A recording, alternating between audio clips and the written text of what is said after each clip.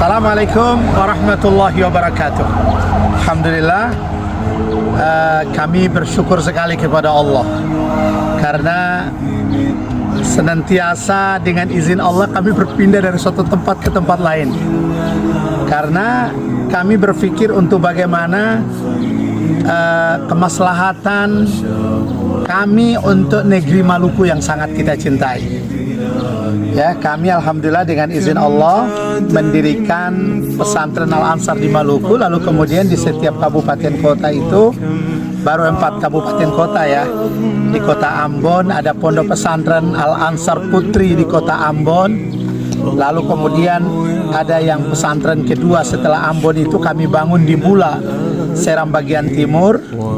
Lalu yang ketiga kami bangun di Liang, walaupun ada di Pulau Ambon tapi jadi Kabupaten Maluku Tengah.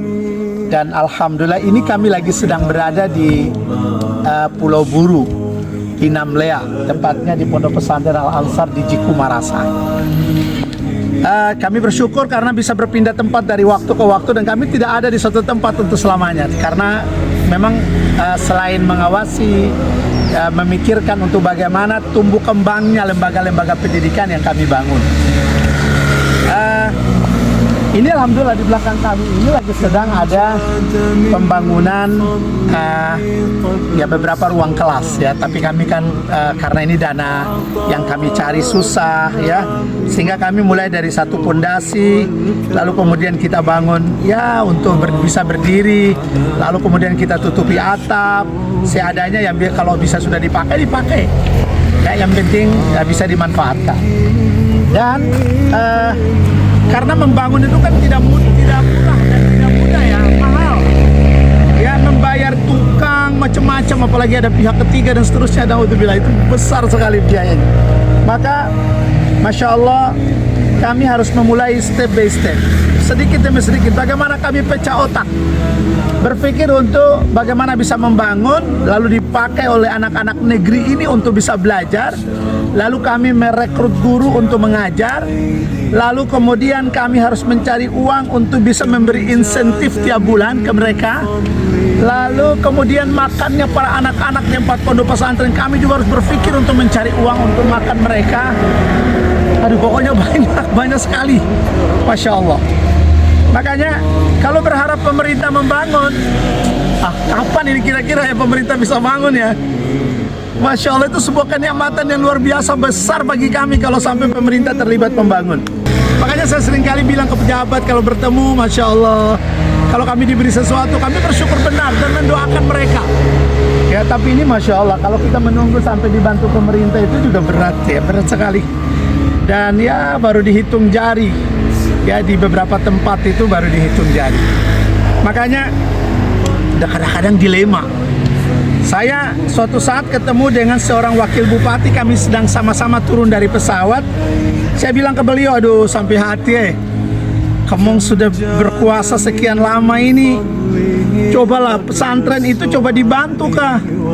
Karena anak-anak yang belajar itu juga anak-anak negeri ini kan, dan oleh undang-undang konstitusi negara kita itu dijamin oleh negara, dan negara itu yang mewakili itu pemerintah pusat, pemerintah daerah. Apa kata Pak Wakil Bupati? Kata beliau begini, aduh Pak Ustadz, kami ini kan kami tidak punya kewenangan banyak Pak Ustadz, kami kan kewenangannya sedikit, seharusnya Pak Bupati. Ya udahlah, kami seakan-akan menelan ludah saja. Tapi kemudian begitu suatu saat ketemu Pak Bupatinya begini, Pak Bupati ini saya dari pesantren. Oh iya, karena saya belum bicara Pak Bupati udah bilang, iya alhamdulillah Pak Ustadz, walaupun saya belum datang ke pesantren itu, tapi istri saya rajin datang Pak Ustadz. Biasa kalau acara-acara beliau bawa datang nasi kotak, nasi bungkus. Iya Pak, kami betul butuh nasi kotak, nasi bungkus. Iya benar, anak-anak yatim, anak-anak duafa itu butuh sekali Pak untuk keberlangsungan hidup. Tapi jauh lebih baik satu periode, apa sih susahnya dikasih satu kelas, satu ruang kelas, 2 ruang kelas. Ini sampai 10 tahun satu ruang kelas pun tidak dikasih. Naudzubillah ya, akses jalan di dalam pun tidak dikasih. Emang kami anak-anak ini warga apa? Ya, Masya Allah. Jadi bahkan ada wakil bupati lain bilang, Pak Ustadz sabar, kalau saya jadi bupati. Ya semoga saja ya, semoga saja. Maka Masya Allah, bayangkan ya, ini kami bangun fondasi, kami tidak tahu berapa tahun pondasi ini akan menjadi suatu bangunan yang kira-kira bisa dipakai. Kami tidak tahu, karena di otak kami ini bagaimana caranya mencari uang untuk makan mereka, mencari uang untuk memberi insentif para guru, mencari uang untuk pakaian-pakaian, ya, seragam dan seterusnya. Jadi Masya Allah, mohon maaf ya, ini autokritik ya kepada kita semua ya, tidak cuma kepada penyelenggara negara, penyelenggara daerah, tapi juga kepada kita semua ya. Bahkan ada orang yang Masya Allah tidak tanggung-tanggung, Pak Ustadz, satu ruang kelas saya bangun dengan uang pribadinya itu Pak, ya Masya Allah. Karena kita semua sebagai muslim kan kita fahami, kita yakini kata Rasulullah, idza mata ibnu adam inqata amalu illa min thalathin, sadaqatin jariyah aw ilmun yuntafa'u bi aw waladun salih yad'u lah.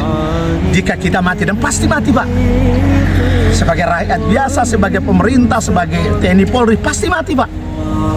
Dan mati itu maka terputuslah, tidak lagi sholat, tidak lagi puasa, tidak lagi zakat, tidak lagi beramal, kecuali kata Nabi ada 3 hal yang kalau itu kita lakukan maka kita akan mendapatkan kebaikan terus walaupun kita ada dalam tanah, dalam kubur.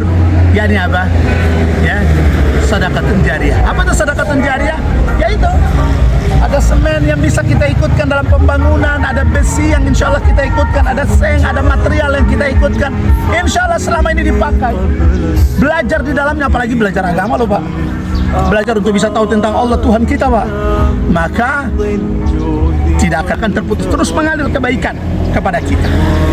Kemudian al-ilmu yuntafa'u bih. Lah iya, ini kelas ini kan dipakai untuk mengajarkan ilmu yang bermanfaat Pak. Dan yang ketiga, awaladun salihun yad'u lah, dan insya Allah melahirkan anak-anak soleh yang senantiasa mendoakan kedua orang tua dan mendoakan orang-orang yang senantiasa menopang kehidupan dan pendidikan. Insya Allah ya. Jadi mari, Pak Ustadz kalau ngomong begini berarti tidak ikhlas ya? Wah, persoalan ikhlas tunggu dulu Pak. Ini kita pribadi Pak. Tapi kan saya sebagai warga bangsa, saya tahu tentang aturan bangsa ini, undang-undang saya paham. Lalu kemudian ajaran agama insya Allah sedikitnya saya juga sudah tahu. Maka ini untuk saya sampaikan kepada khalayak agar mari sama-sama kita terlibat. Ini kebaikan insya Allah. Ini adalah sebuah lompatan dalam kehidupan kita dalam beribadah kepada Allah. Kalau kita terlibat, Masya Allah. Makanya saya beri kesempatan Pak.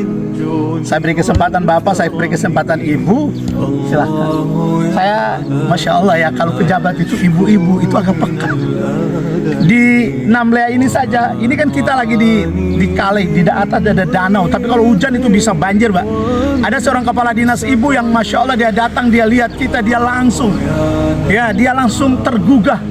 Pak Ustadz, insya Allah kita akan bangun talit untuk sungai, biar sungai tidak meluap, biar anak-anak tinggal, Ustadz mengajar nyaman. Alhamdulillah tidak lama kemudian dibangunkan talitnya Pak. Ya, talitnya untuk air tidak meluap. Barakallahu fikum, mudah-mudahan Allah membalas semua kebaikan kalian. Baik, bersedekah itu tidak menunggu harus kaya Pak. Sedikit demi sedikit, dan tidak harus menunggu menjadi pejabat Pak. Jadi rakyat biasa insya Allah. Mari ambil bagian. Contoh, masjid itu dibangun oleh satu anak-anak dari suatu ayah bunda ya. Pak Ustadz, ini insya Allah kami bangun. Nanti mohon untuk diberi nama ayah bunda kami, namanya Aisyah Umar. Ya begitupun lain-lain. Alhamdulillah ini kami manfaatkan juga para ustadz dan para santri ikut bekerja. Nanti dibilang lagi, Ustadz ini selagi mengeksploitasi anak-anak, mengganggu kinerja mengajar guru. Enggak, ini lagi sedang libur.